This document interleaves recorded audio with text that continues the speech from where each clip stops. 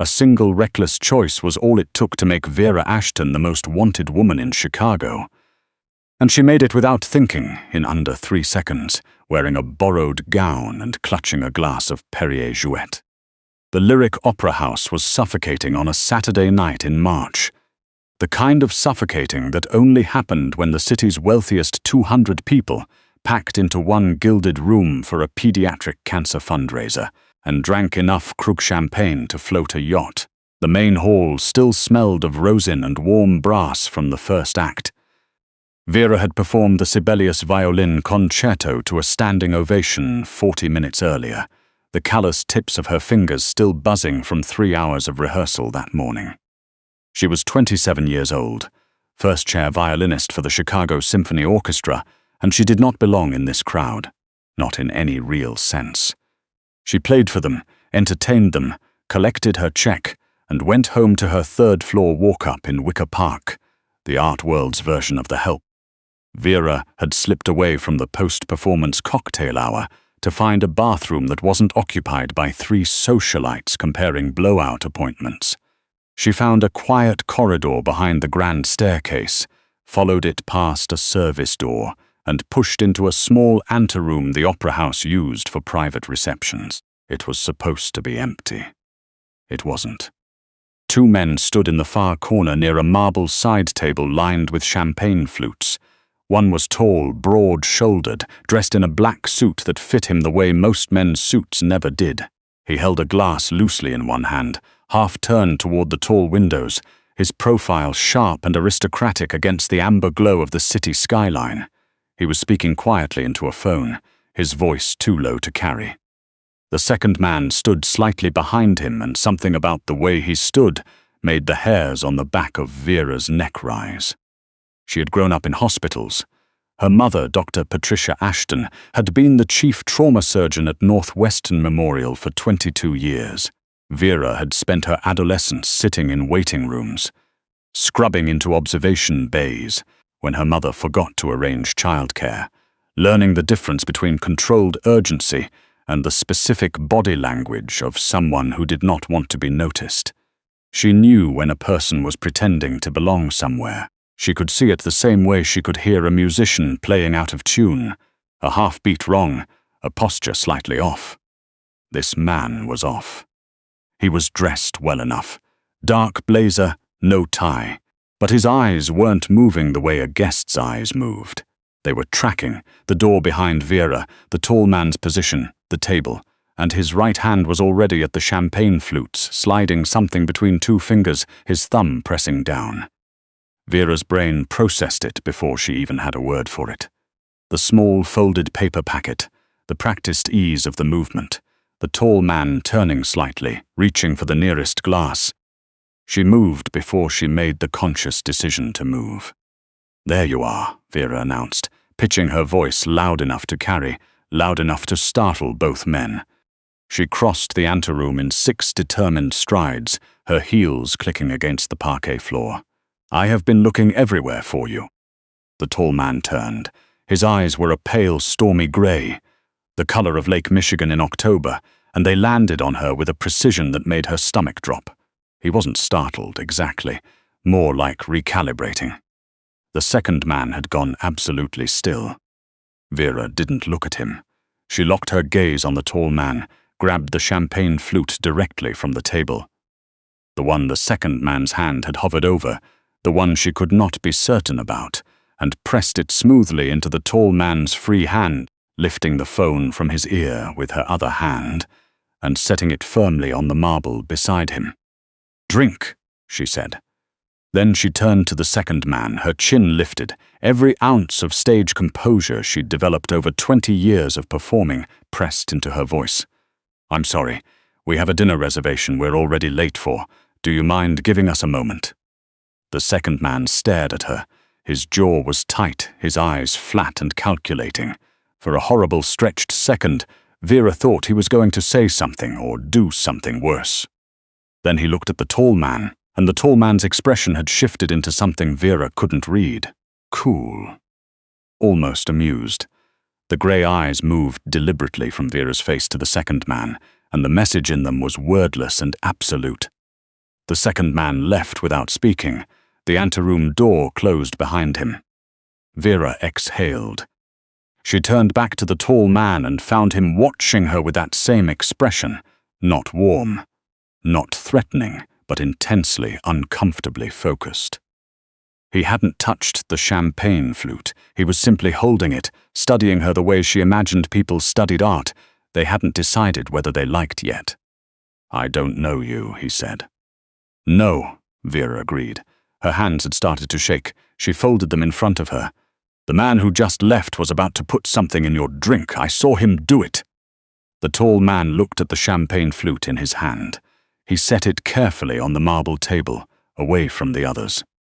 "How did you know it was mine?" "He was positioning it closest to where you were standing. Your hand was already moving toward it." Vera swallowed. "I'm sorry for grabbing your phone. I needed him to think we were together. I didn't know what else to do." He was quiet for a moment. Then he tilted his head slightly, and Vera had the unshakable sense that he was deciding something about her, something significant, something she wasn't going to be able to influence. "What is your name?" he asked. "Vera Ashton. I played the Sibelius tonight. First chair." Something flickered in his grey eyes. The violinist. "Yes." He extended one hand. His knuckles were scarred in a way that didn't match the tailored suit, the gold cufflinks, the measured elegance of everything else about him. "Caspian Falcone." Vera shook his hand. The name didn't register immediately, then it did. Later, she would think about that moment, the 2 or 3 seconds between hearing his name and understanding what it meant, as the last ordinary seconds of her life. Caspian Falcone. The name that appeared in federal indictments that never went anywhere, in investigative journalism pieces that got quietly retracted, in whispered conversations at city council meetings whenever the Chicago Port Authority came up, or the construction union contracts, or the 3 casino licenses that had been awarded to a holding company no one could fully trace. The Falcone family had controlled the underground economy of Chicago for 4 decades. And the man in front of her, the man whose poisoned drink she had just very publicly intercepted, was the head of it. Vera's mouth went dry. "Oh," she said, which was not adequate. "You can say it," Caspian said mildly. "I was going to say, I should probably get back to the reception." "You probably should." He was watching her with something that was almost a smile. Unfortunately, that's no longer an option. She didn't understand yet. She would understand in approximately 11 minutes when she and Caspian stepped back into the main hall and 3 different photographers employed by the event's publicity firm turned their cameras toward them simultaneously. Because Caspian Falcone appearing at a charity gala was notable, and Caspian Falcone appearing with a young woman who was clearly with him was a story. The flashes went off. Someone cheered. The Lyric Opera's social media account would post the image within the hour. The grey-eyed man in the perkily fitted suit and the woman in the deep burgundy gown, close enough that her hand was still on his arm from when she'd guided him out of the anteroom. Vera would see it later in the back of an armored car, with blood on her hands that wasn't hers. But that was later.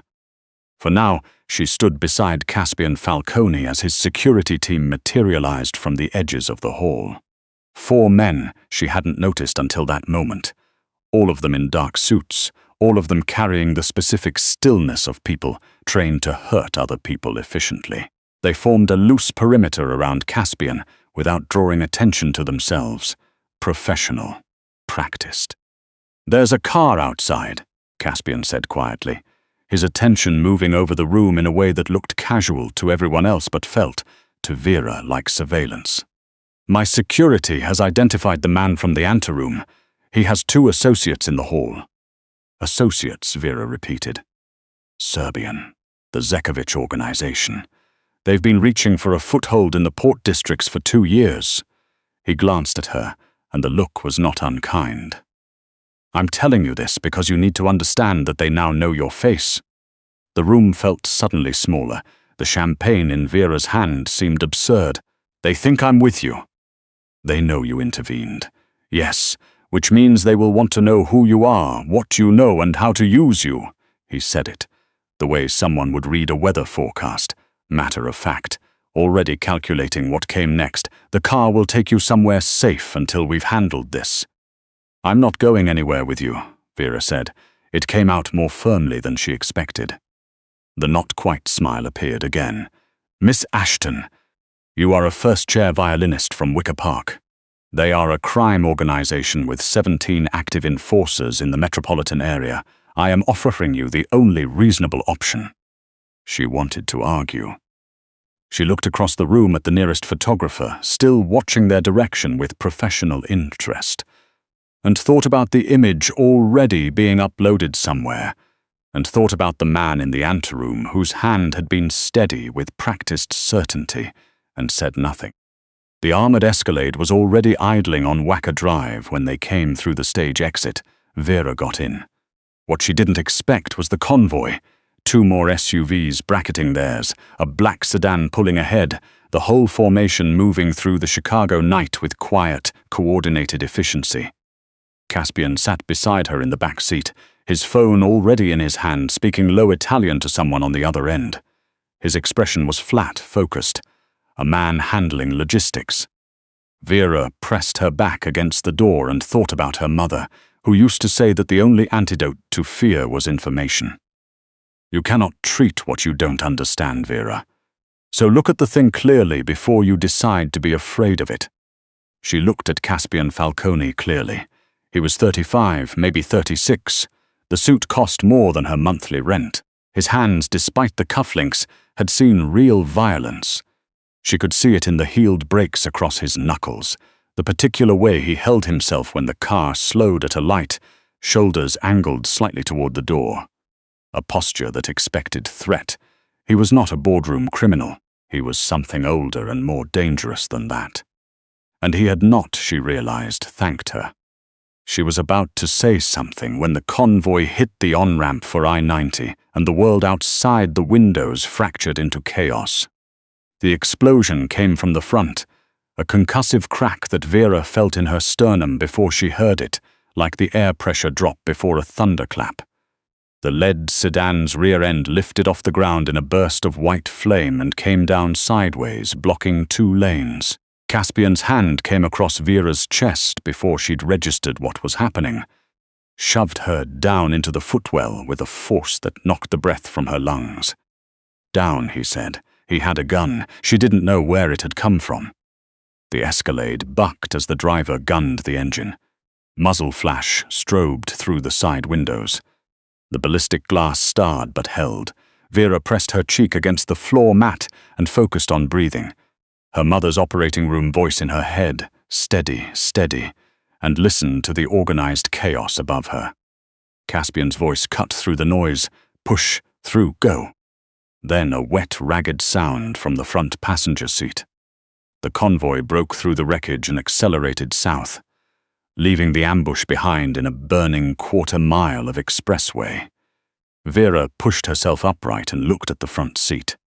The man there, Caspian's lieutenant, who had climbed into the car at the opera house without introduction, a lean man with a broken nose and an expensive tie, was slumped against the door. His jacket was soaked through, dark and spreading fast. He was breathing in short, wet gasps, one hand pressed uselessly to his left side. He's been hit, Vera said. I know. Caspian's voice was controlled. His eyes met hers in the rearview mirror, and in them she saw something she hadn't seen before, something beneath the calculation. The nearest hospital is. No hospitals. The lieutenant's voice was barely above a whisper. No hospitals, boss. Zakovich will have men watching every ER from here to Milwaukee. Caspian looked at Vera. How far, he asked the driver. 14 minutes, maybe 12. What's in 14 minutes? Vera asked. A safe house in Bridgeport. There's a medical suite in the sub-basement. Caspian held her gaze. The question in his eyes was already forming before he spoke it. My grandfather kept a surgeon on permanent retainer. That arrangement ended 6 years ago. The suite is fully stocked. The surgeon is not there. Vera already knew what he was going to ask. I'm a violinist, she said. You grew up in trauma surgery. She went still. How do you know that? I knew who you were before you walked into that anteroom, Miss Ashton. No apology in his voice. Just information. Dr. Patricia Ashton's daughter. First violin at 16, pre-med at Northwestern for 2 years before you transferred to the conservatory. You spent 3 years as an informal surgical assistant to your mother during her rotation at County General. The car was doing 90 on a clear stretch of highway. Vera looked at the lieutenant. His lips were pale now, a cyanotic grey at the edges that she recognized, and made the calculation her mother had always told her to make first. What happens if I do nothing versus what happens if I try? His breathing is wrong, she said. The wound is left lateral. If there's air in the pleural space, his lung is collapsing. She leaned forward, pressed her fingers to the lieutenant's neck, counted his pulse, fast thready, compensating. What's his blood type? O negative, Caspian said without hesitating.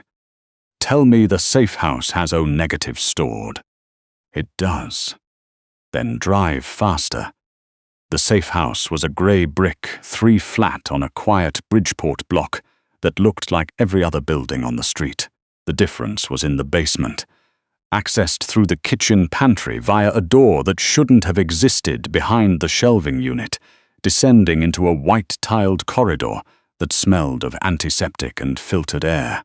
Vera followed Caspian and 2 of the security team as they carried the lieutenant, whose name she finally learned was Aurelio, down the stairs and through a set of swinging doors.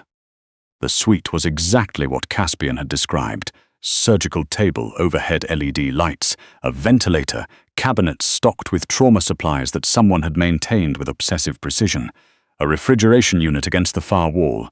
Vera opened it. 6 units of O-negative blood, saline, plasma. She stripped off her gown jacket, grabbed surgical gloves from the nearest cabinet, and stopped. She was a violinist. Her hands were her career, her livelihood, the only language she'd ever fully trusted. What she was about to do could end all of that if something went wrong, if she made a single mistake. She put the gloves on. I need you, she said to Caspian, not looking at him. Wash your hands at that sink, then do exactly what I say when I say it. Nothing else. Can you follow orders? A beat of silence. She imagined that was not a question Caspian Falcone was often asked. Yes, he said. Good. Start now. Aurelio was conscious enough to react when Vera cut open his shirt, which she took as a moderately encouraging sign. The wound was exactly where she'd suspected, left lateral chest between the 5th and 6th ribs, entry without exit. No bullet fragmentation visible at the surface. The breathing was the problem. Every inhale produced a wet sucking sound, air moving where air had no business being. Tension pneumothorax, she was almost certain. She talked herself through it in her mother's voice. Identify your landmarks. 2nd intercostal space, mid-clavicular line. Sterilize. You've watched this done 100 times. Your hands know what to do. Betadine, she said. Cabinet above your left shoulder. Pour it over his chest. Caspian found it, opened it, did exactly as instructed. No questions, no hesitation. She had expected resistance and got none, which meant she could keep her full attention on Aurelio. She found a large bore needle catheter in the supply cart, confirmed her landmark with 2 fingers, took one breath that she did not allow to shake, and inserted the needle. The hiss of releasing pressure was immediate and unmistakable. Aurelio's next breath was fuller. His oxygen saturation, on the portable monitor Vera had clipped to his finger, began climbing. The next 90 minutes were the longest of her life. She established 2 IV lines with Caspian steadying the bags, ran blood and saline in a careful transfusion protocol, packed the wound with hemostatic gauze from a kit that must have been assembled by someone who had anticipated exactly this kind of injury. The bleeding slowed, the vitals stabilized, not normal, not stable in any clinical sense, but survivable holding. When Vera finally stepped back from the table, she was shaking. She hadn't noticed until now. She's pulled off the bloody gloves and pressed her hands against her thighs to hide the tremors, and stood very still for a moment, listening to the steady beep of the monitor. Aurelio was breathing. Caspian was watching her from across the room. He'd been silent for the last 40 minutes except when she asked him for something, and even now he didn't speak immediately. He washed his hands at the sink, dried them with a sterile cloth, and crossed the room. Not close enough to crowd her. Close enough that she could feel the difference in temperature.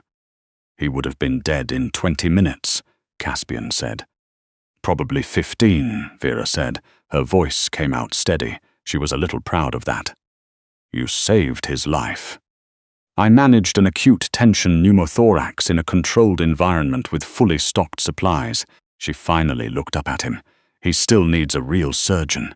Imaging, a proper chest tube, antibiotics, observation. What I did bought time. That's all.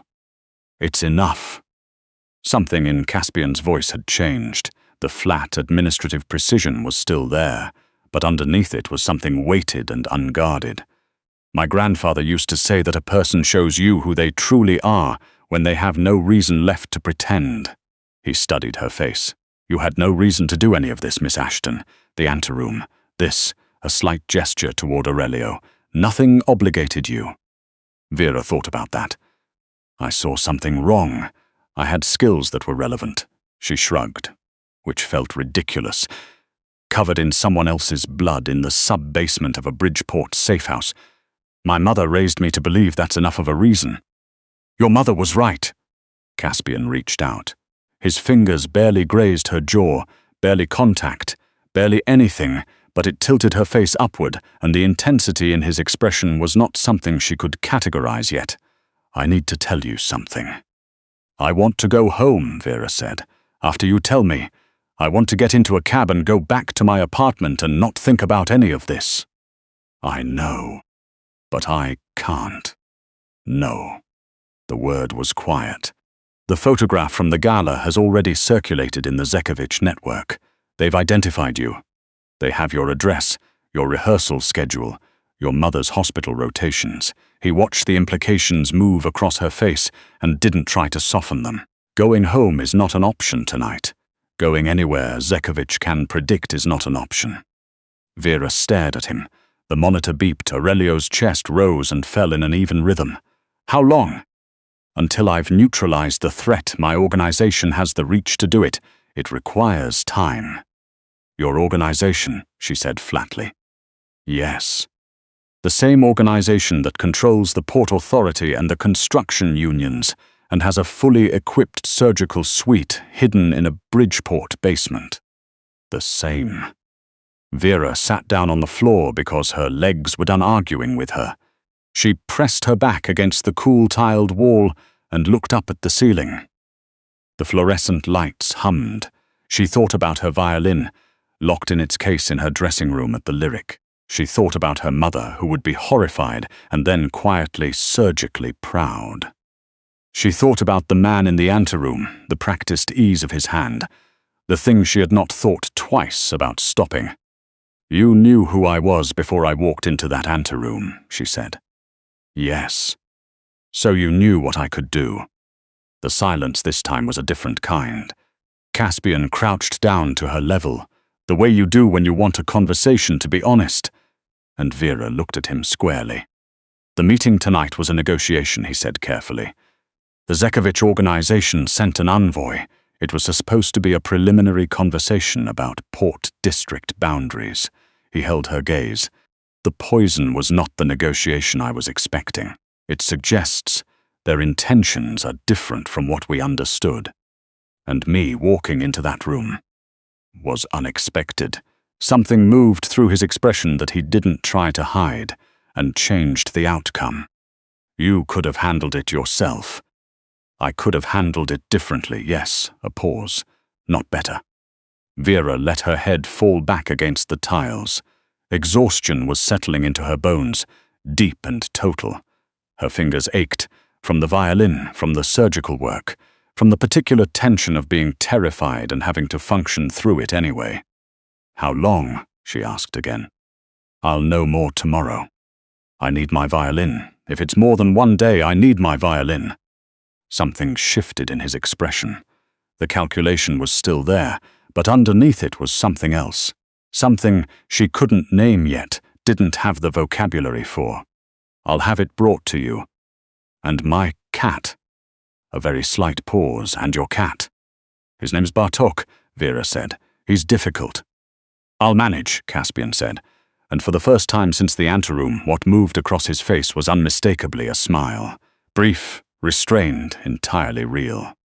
She closed her eyes. Down here, beneath the city, the sound of Chicago was gone entirely. No traffic, no wind off the lake, no rehearsal noise bleeding through thin walls.